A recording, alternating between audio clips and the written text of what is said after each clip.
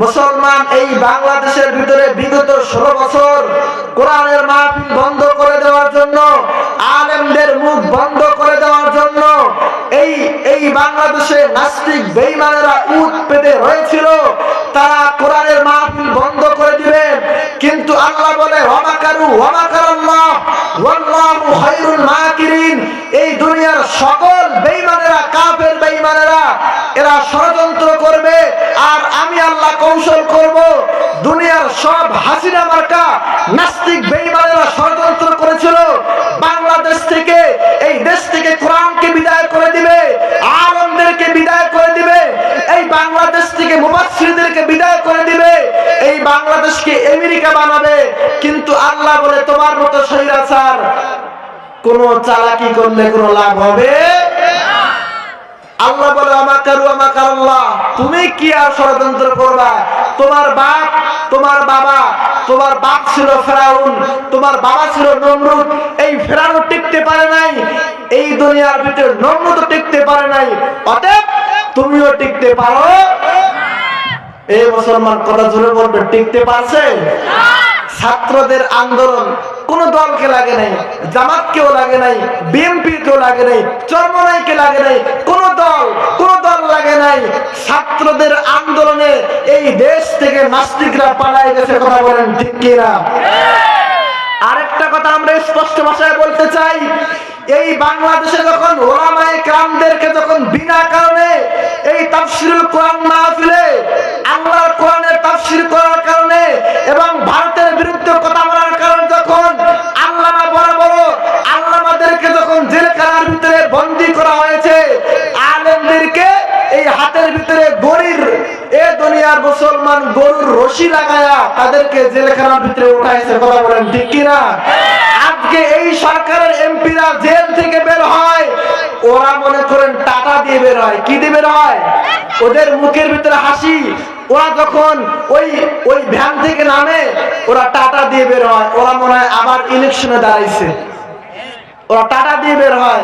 আর আলেমদেরকে হেলমেট পরায়া, আলেমদেরকে কোট পরায়া, আলেমদের হাতের ভিতরে রশি, আলেমদের হাতের ভিতরে এবং পায়ের ভিতরে ডান্ডার ভিতরে, এই মুসলমান ডান্ডার ভিতরে লাগায় তারা ওরা আদালতে উঠাইছে। আর এখন আমরা ডক্টর ইউনূসকে বলতে চাই যে এদেরও বিচার করেন। এই 16 বছর যেই সকল নাস্তিক বেঈমানেরা, ভারতের দালালেরা আলেমদেরকে জেলখানায় বন্দী করেছে, ওদের দৃষ্টান্তমূলক শাস্তি দান। কথা বলেন ঠিক কিনা? মুসলমান তাকবীরে রাজি আছেন তো? নারায়ে তাকবীর! আরো জোরে জোরে নারায়ে তাকবীর! আল কোরআনের আলো ঘরে ঘরে নয়, সংসদে সংসদে। এই কোরআন যদি সংসদের ভিতরে চলে যায়, এই কোরআন দিয়ে যদি সংসদ চালানো হয়, তাহলে কোন নাস্তিক বেঈমান আলেমদেরকে জেলখানায় বন্দী করতে পারবে না। কথা বলেন ঠিক কিনা? সেজন্য আমরা এই কোরআন সংসদে চাই। আল কোরআনের আলো, আল হাদিসের আলো, নারায়ে তাকবীর! বাস, এবার আমরা কোরআন থেকে কথা বলি। আমি আপনাদের সামনে সূরাতুল মুমিনুন থেকে 2টা আয়াত তেলাওয়াত করেছি। এই কোরআনের কোন তাফসীর বা কোরআনের কোন আয়াত বুঝতে হলে আগে এই আয়াত, এই সূরা কিসের জন্য নাজিল হয়েছে, আল্লাহ তাআলা এই আয়াত এবং এই সূরা কিসের জন্য নাজিল করেছে, এটাকে বলা হয় শানে নুজুল। আগে আমরা এই সূরার শানে নুজুলটা জানি। আল্লাহ রাসূল সাল্লাল্লাহু আলাইহি ওয়াসাল্লামের সামনে যখন এই কোরআন নিয়ে হযরত জিবরিল আলাইহিস সালাম আসতেন, তখন তার অবস্থাটা এরকম হয়ে যাইতো যে আমাদের নবী সাল্লাল্লাহু আলাইহি ওয়াসাল্লামের পুরো শরীর ঘেমে যাইতো এবং রাসূল সাল্লাল্লাহু আলাইহি ওয়াসাল্লাম গুনগুন করে আওয়াজ করে কোরআন তেলাওয়াত করত এবং সাহাবায়ে কেরাম বুঝতে পারতেন এখন আল্লাহ তাআলা রাসূল সাল্লাল্লাহু আলাইহি ওয়াসাল্লামকে কোরআন নাজিল করতেছেন। একদিন সাহাবায়ে কেরাম লক্ষ্য করে দেখলেন বিশ্বনবী মুহাম্মদ রাসূলুল্লাহ সাল্লাল্লাহু আলাইহি ওয়াসাল্লাম বসে আছেন এবং তেনার পুরা শরীরে ঘেমে যাচ্ছেন এবং তার দুই ঠোঁট নড়তেছে না, আর বিড়বিড় বিড়বিড় এবং গুনগুন করে আওয়াজ হইতেছে। সাহাবায়ে কেরাম বুঝতে পারলেন আমাদের রাসূল সাল্লাল্লাহু আলাইহি সাল্লামের সামনে এখন আল্লাহ তাআলা কোরআন নাযিল করতেছেন। সাহাবায়ে কেরাম চুপ হয়ে গেলেন।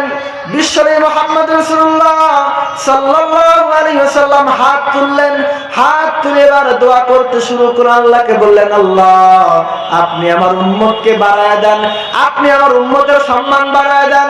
ও আমার রব আল্লাহ তাআলা, আপনি আমার উম্মতের সম্মান বাড়ায় দেন, আপনি আমার উম্মতের ধন সম্পদ বাড়ায় দেন। ও আল্লাহ তাআলা, আপনি আমার উম্মতদেরকে মাফ করে দেন। এভাবে যখন রাসূল সাল্লাল্লাহু আলাইহি সাল্লাম দোয়া করতে লাগলেন, এবার সাহাবায়ে কেরাম অপেক্ষা করতেছেন কখন রাসূল সাল্লাল্লাহু আলাইহি সাল্লাম হাত নামাবে। হঠাৎ করে রাসূল সাল্লাল্লাহু আলাইহি সাল্লাম হাত নামিয়ে ফেললেন। এ দুনিয়ার মানুষ ভালো করে লক্ষ্য করে দেখেন, এবার রাসূল সাল্লাল্লাহু আলাইহি ওয়াসাল্লাম হাত নামিয়ে ফেললেন। সাহাবায়ে কেরাম বললেন, ও আল্লাহ রাসূল আপনি হাত তুললেন, আপনি দোয়া করলেন, কিসের জন্য দোয়া করলেন? এবার রাসূল সাল্লাল্লাহু আলাইহি ওয়াসাল্লাম বললেন, ও আমার সাহাবায়ে কেরাম, আল্লাহ আমার সামনে এখন এমন একটি সূরা নাযিল করেছে, এমন একটি গুণের কথা বলেছে, আমার কোন উম্মত যদি, আমার কোন সাহাবায়ে কেরাম যদি এই গুণের অধিকারী হতে পারে, তাহলে আল্লাহ রাব্বুল আলামিন তাকে জান্নাত দিয়ে দিবেন। আর ধরে বলি সুবহানাল্লাহ। এবার রাসূল সাল্লাল্লাহু আলাইহি ওয়াসাল্লাম বললেন, ও সাহাবায়ে কেরাম, আল্লাহ রাব্বুল আলামিন আমাকে সূরাতুল মুমিনুন নাযিল করেছে। এবার রাসূল সাল্লাল্লাহু আলাইহি ওয়াসাল্লাম বলতেছেন, ক্বাদ আফলাহাল মুমিনুন।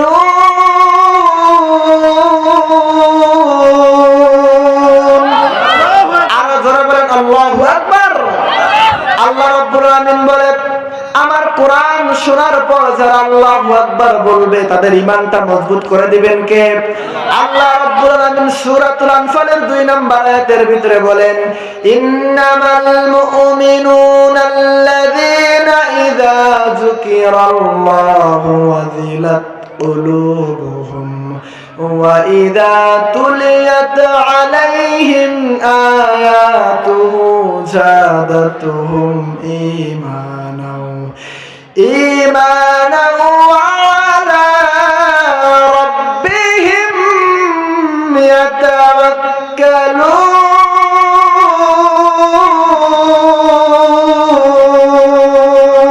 ইয়াতাওয়াক্কালুন। আল্লাহ রাব্বুল আলামিন বলেন, আমার ঈমানদারের সামনে যখনই আমার জিকির তাদের কানের ভিতরে পড়ে যায়, তারা দুনিয়ার সব কাজ কর্ম বন্ধ করে আমার যেখানে জিকির হয় সেখানে তারা চলে আসে। আমার ঈমানদাররা আমার কোরআনের তেলাওয়াত শুনে, আমার জিকিরের তেলাওয়াত শুনে তারা বসে থাকে না ঘরের ভিতরে, তারা সেই জায়গার ভিতরে চলে আসে। আর আমার ঈমানদারের সামনে যখন আমার এই কোরআন তেলাওয়াত করা হয়, তখন আমি আল্লাহ রাব্বুল আলামিন আয়াতুহু যাদাতুহুম ঈমানা, আমার এই আয়াতগুলো যখন তেলাওয়াত করা হয় আর তারা যখন ভদ্র সহকারে সেই আয়াতগুলো শুনে, আমি আল্লাহ রাব্বুল আলামিন তাদের ঈমানটাকে মজবুত করে দেই। জোরে বলি সুবহানাল্লাহ। তাহলে কোরআনের আয়াত শোনার সঙ্গে সঙ্গে আল্লাহু আকবার বলতে রাজি আছেন তো? নারায়ে তাকবীর। আরো জোরে বলেন নারায়ে তাকবীর। এবার রাসূল সাল্লাল্লাহু আলাইহি সাল্লাম বলতেছেন, ক্বাদ আফলাহাল মুমিনুন।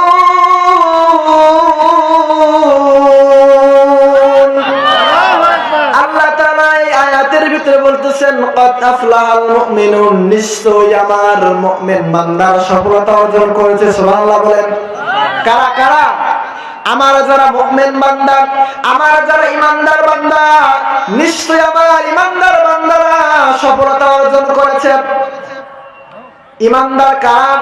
যারা আল্লাহকে সবথেকে বেশি ভালোবাসে, যারা আল্লাহকে সবথেকে বেশি মহব্বত করে, ভয় করে, এরা হচ্ছে ঈমানদার। কারা এরা? এরা হচ্ছে ঈমানদার। আল্লাহ তাআলা বললেন, যারা আমার ঈমানদার বান্দারা, ক্বাদ আফলাহাল মুমিনুন, নিশ্চয়ই আমার ঈমানদার বান্দারা সফলতা অর্জন করেছে। এবার আমরা বললাম কোন কোন গুণের অধিকারী হলে ইমানদাররা সফলতা অর্জন করবে? গুণগুলো দরকার আছে না নাই? গুণগুলো আমাদেরকে শুনতে হবে। রাসূল সাল্লাল্লাহু আলাইহি ওয়াসাল্লাম বললেন, ও আমার সাহাবায়ে কেরাম, আমার কোন উম্মত যদি এই 10টা, আমার কোন উম্মত যদি এই গুণের অধিকারী হতে পারে, তাহলে আমি আল্লাহ রাব্বুল আলামিন, আমার আল্লাহ রাব্বুল আলামিন বলে দিবেন ওই সকল বান্দাদেরকে বিনা হিসাবে জান্নাত দিয়ে দিবে। 1 নাম্বার গুণ, আল্লাহ রাব্বুল আলামিন বলতেছেন, আল্লাযীনা হুম ফী সালাতিহিম খাশিউন। আল্লাহ তাআলা বলে, আমার ওই সকল ইমানদাররা আমার এই গুণটা যদি মানতে পারে, তাহলে আমি আল্লাহ তাকে আমার জান্নাত দেব। 1 নাম্বার গুণ হচ্ছে আল্লাহ রাব্বুল আলামিন বলেছেন, আল্লাযীনা হুম ফী সালাতিহিম খাশিউন। আমার ইমানদার বান্দারা, আমার মুমিন বান্দারা, এরা নামাজটা পড়ে বিনয়ের সঙ্গে, খুশু খুদু নিয়ে নামাজ পড়ে। বিনয় মানে কি? বিনয় মানে আল্লাহর ভয়। তারা যখন নামাজে দাঁড়িয়ে যায়, তারা যখন নামাজ পড়ে, তারা এদিকে তাকায় না, ওদিকে তাকায় না। ইমানদার বান্দা যখন নামাজের ভিতরে দাঁড়ায় যায়, এরা তার আল্লাহর দিকে তাকায়। কিসের দিকে তাকায়? আর যারা বলেন কিসের দিকে তাকায়? এরা আল্লাহর দিকে তাকায়। আল্লাহ রাব্বুল আলামিন বলতেছেন, আমার ইমানদার বান্দারা হবে ওই সকল বান্দারা, তাদের 1 নাম্বার গুণ হচ্ছে আল্লাযীনা হুম ফী সালাতিহিম খাশিউন। তারা নামাজে বিনয় অর্জন করবে। আমার ইমানদার বান্দারা যখন আল্লাহু আকবার বলে নামাজে দাঁড়িয়ে যাবে, তারা যখন নামাজে দাঁড়িয়ে যাবে, তারা মনে করবে আমি আমার আল্লাহকে দেখতেছি। কাকে দেখতেছি? আল্লাহকে দেখতেছি। আর আমরা যে আল্লাহকে দেখতে না পাই, তাহলে মনে করতে হবে আল্লাহ আমাদেরকে দেখতেছেন। কথা বলেন ঠিক কিনা? হযরত আলী রাদিয়াল্লাহু তাআলা আনহু বলেন, আমি আলী যখন নামাজে দাঁড়িয়ে যাই, আমি আলী যখন নামাজ পড়ি, তখন আমি আলী মনে করি আমার আল্লাহ আমাকে দেখতেছেন। সুবহানাল্লাহ বলেন। আর আজকে আমরা নামাজে দাঁড়াই, আমরা নামাজে দাঁড়িয়ে এদিকে তাকাই, ওদিকে তাকাই। আল্লাহ রাব্বুল আলামিন নবীকে বললেন, নবী, আমার নবী পেরেশান হয়ে গেলেন। আমার নবী মক্কার ভিতরে দাওয়াত দেন, কিন্তু মক্কার মানুষ নবীর গায়ে থুতু মারে, নবীকে মারে, নবীকে গালাগালি করে। এবার নবী যখন নামাজের ভিতরে দাঁড়ায় যায়, নবী এদিকে তাকায়, ওদিকে তাকায়। নবী একবার আসমানের দিকে তাকায়। আল্লাহ রাব্বুল আলামিন আয়াত নাযিল করে দিলেন, ও আমার পয়গম্বর, আল্লাযীনা হুম ফী সালাতিহিম খাশিউন। ও আমার নবী, আপনি নামাজে দাঁড়িয়েছেন, আপনি এদিকে তাকাবেন না, ওদিকে তাকাবেন না। আপনি যখন নামাজে দাঁড়াবেন নবী, আপনি মনে করবেন আপনার রবকে দেখে দেখে আপনি নামাজ আদায় করতেছেন। জোরে বলি সুবহানাল্লাহ। আর আমরা মুসলমান নামাজটা আদায় করি এমন ভাবে, নামাজে দাঁড়িয়েছি, মসজিদের টাইলস কিরকম, আমরা নামাজে দাঁড়িয়েছি মসজিদের ফ্যান কিরকম, আমরা নামাজে দাঁড়িয়েছি আমার পাশে কে দাঁড়িয়েছে, আমরা নামাজে দাঁড়িয়েছি আমার আশেপাশে কে দাঁড়িয়েছে, আমরা এগুলো লক্ষ্য করি। কথা বলেন ঠিক কিনা? এই নামাজ দিয়ে আল্লাহর জান্নাতে যাওয়া যাবে? এই নামাজ দিয়ে আল্লাহর জান্নাতে যাওয়া যাবে না। নামাজটা আদায় করতে হবে এমন ভাবে, আমি এমন ভাবে নামাজটা আদায় করব, আমি যেন মনে করি আমার রব আমাকে দেখতেছেন। আমরা দুনিয়ার কোন সরকারের সামনে দাঁড়ালে, আমরা কোন বড় ব্যক্তির সামনে দাঁড়ালে, আমরা ওই ব্যক্তির সামনে সুন্দর করে আদব সহকারে দাঁড়াই, ঠিক কিনা বলেন? কিন্তু আমরা যখন নামাজে দাঁড়াই, আমরা কার সামনে দাঁড়াই? আল্লাহর সামনে দাঁড়াই, যিনি আপনাকে সৃষ্টি করেছেন, যিনি আমাকে সৃষ্টি করেছেন, যিনি আসমান সৃষ্টি করেছেন, যিনি জমিন সৃষ্টি করেছেন। আমরা সেই রবের সামনে দাঁড়াচ্ছি, কিন্তু আমরা রবের সামনে দাঁড়ায়া আমরা এদিকে তাকাই, ওদিকে তাকাই, আমরা একবার ফ্যানের দিকে তাকাই, আমরা একবার টাইলসের দিকে তাকাই। এই নামাজ দিয়ে আল্লাহ জান্নাতে যাওয়া যাবে? যাবে? এই নামাজ দিয়ে আল্লাহ জান্নাতে যাওয়া যাবে? না।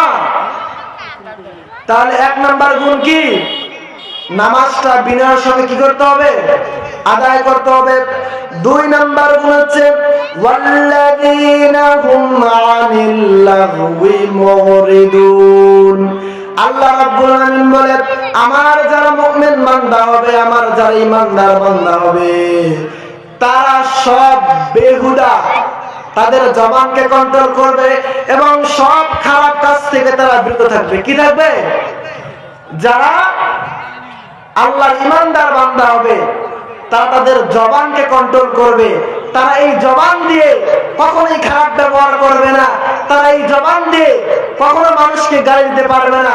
তারা এই জবান দিয়ে মানুষকে খারাপ দিকে যাওয়ার জন্য কোনো কথা বলবে না। আল্লাহর যারা ঈমানদার বান্দা হবে তারা কোনো খারাপ কাজের দিকেও যাবে না এবং তারা তাদের জবান দিয়েও খারাপ কথা বলবে না। এরা হচ্ছে ঈমানদার। এরা কি? এরা হচ্ছে ঈমানদার। কিন্তু আল্লাহ আপনাকে আমাকে এই জবান দিয়েছেন, আল্লাহ আপনাকে আমাকে এই জবান নামে একটা জবান দিয়েছেন। আমাদের যত ইচ্ছা হয় এই জবান দিয়ে মানুষের গীবত করি, আমাদের ইচ্ছা হলেই আমরা এই জবান দিয়ে মানুষের সঙ্গে খারাপ ব্যবহার করি, মানুষকে গালি দেই, আমরা মানুষের নামে অপবাদ দেই। এরকম লোক আছে না নাই? এরা ঈমানদার?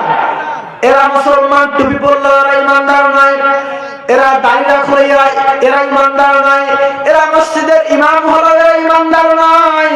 ঈমানদার হবে কারা? ঈমানদার হবে ওই সকল বান্দারা যারা তাদের জবানকে কন্ট্রোল করবে। তারা এই জবান দিয়ে খারাপ কথা বলবে না, মানুষকে গালি দিবে না এবং এই জবান দিয়ে মানুষকে খারাপ কাজের এবং খারাপ দলের দিকে যাওয়ার কোনো পরামর্শ দিবে না। যখন তারা বলবে এই কোরআনের মাহফিল বন্ধ করে দাও, তখন তারা বলবে না না না, আমি ঈমানদার, আমি কখনোই এই জবান দিয়ে আমার একটা কথা দিয়ে কোরআনের মাহফিল বন্ধ করতে পারবো না। কিন্তু বিগত 16 বছর দেখা গিয়েছে মুসলমান আমাদের একটা সিগনেচার, একটা চোখের ইশারায়, একটা মুখের কথায় অনেক কোরআনের মাহফিল বন্ধ হয়ে গিয়েছে। আল্লাহ এই জন্য জবান দেন নাই, আল্লাহ এই জন্য জিহ্বা দেয় নাই যে তুমি তোমার এই জিহ্বা দিয়ে, তুমি তোমার এই জবান দিয়ে কোরআনের মাহফিল বন্ধ করে দিবা। আল্লাহ এই জন্য জবান দেয় নাই। আল্লাহ বলে আমি আল্লাহ তোমাকে এই জবান দিয়েছি, তুমি এই জিহ্বা দিয়ে আমি আল্লাহর জিকির করবা, আমি আল্লাহর কোরআন তেলাওয়াত করবা। যত তোমরা আমার এই কোরআন তেলাওয়াত করবা ততই তোমাদের সম্মান বাড়ায় দিবেন কে? আরো জোরে বলেন, সম্মান বাড়ায় দিবে কে? আর আপনি যদি এই জিহ্বা দিয়ে মানুষের গীবত করেন, মানুষের বিরুদ্ধে কথা বলেন, মানুষকে ছোট করার জন্য এই জিহ্বা দিয়ে কোন গালিগালাজ করেন, আল্লাহ বলে দুনিয়ায় তুমি বড় হলে হতে পারো, কিন্তু আখিরাতের ময়দানে তোমার নাজাতের ব্যবস্থা হবে না, হবে না। আল্লাহ রাব্বুল আমিন বলে, আল্লাহ রাসূল বলেছেন, আমার কোন উম্মত যদি 2টা জিনিসের গ্যারান্টি দিতে পারে, কয়টা জিনিস? 2টা জিনিসের গ্যারান্টি দিতে পারে এবং হেফাজত করতে পারে, আমি রাসূল নিজেই তাদেরকে, আমি রাসূল কিয়ামতের ময়দানে ডেকে ডেকে তাদেরকে জান্নাতে ঢুকায় দেব। সুবহানাল্লাহ। 1 নম্বর হচ্ছে যারা এই জিহ্বাকে কন্ট্রোল করবে, এই জিহ্বা দিয়ে কারো বিরুদ্ধে কথা বলবে না, এই জিহ্বা দিয়ে কাউকে গালাগালিজ করবে না, কারো গীবত করবে না, কারো শয়তানি করবে না। আল্লাহ রাসূল বলে 2 চোয়ালের মাঝখানে যে জিহ্বা আছে, এই জিহ্বা যে হেফাজত করবে, আমি রাসূল সাল্লাল্লাহু আলাইহি ওয়াসাল্লাম ওই ব্যক্তিকে জান্নাতে নিয়ে যাওয়ার জন্য জিম্মাদার হয়ে গেলাম। জোরে বলি সুবহানাল্লাহ। আর 2 নাম্বার হচ্ছে 2 পায়ের মাঝখানে লজ্জাস্থান আছে না নাই? আর রাসূল আছে না নাই? 2 পায়ের মাঝখানে যে লজ্জাস্থান আছে, এই লজ্জাস্থানের যারা হেফাজত করবে, আল্লাহ রাসূল বলেছেন, আমি রাসূল সাল্লাল্লাহু আলাইহি ওয়াসাল্লাম কিয়ামতের ময়দানে ওদেরকে জান্নাতে নিয়ে যাওয়ার জন্য জিম্মাদার হয়ে গেলেন। সুবহানাল্লাহ। তাহলে এই জিহ্বা দিয়েছেন কে? আর জোরে বলেন, এই জিহ্বা দিয়েছেন কে? এই জিহ্বা দিয়ে স্মরণ করতে হবে কাকে? এই জিহ্বা দিয়ে কোরআন তেলাওয়াত করতে হবে কার? আমরা কিন্তু এগুলো করি না, আমরা মানুষের বিরুদ্ধে মানুষের কথাবার্তা বলে বলে আমরা সময় কাটাই। আল্লাহ রাব্বুল আলামিন এই জন্য আপনাকে পাঠায় নাই। আল্লাহ বলে আমি আল্লাহ তোমাকে দুনিয়ার ভিতরে পাঠিয়েছি এই জিহ্বা দিয়ে 24টা ঘন্টার ভিতরে তোমরা জিকির করবা কার? তাহলে এই জিহ্বা দিয়ে জিকির করব কার? এবার আসেন 3 নাম্বার, আল্লাহ রাব্বুল আলামিন বলতেছেন ওয়াল্লাযীনা হুম লিয-যাকাতি ফাঈলুন।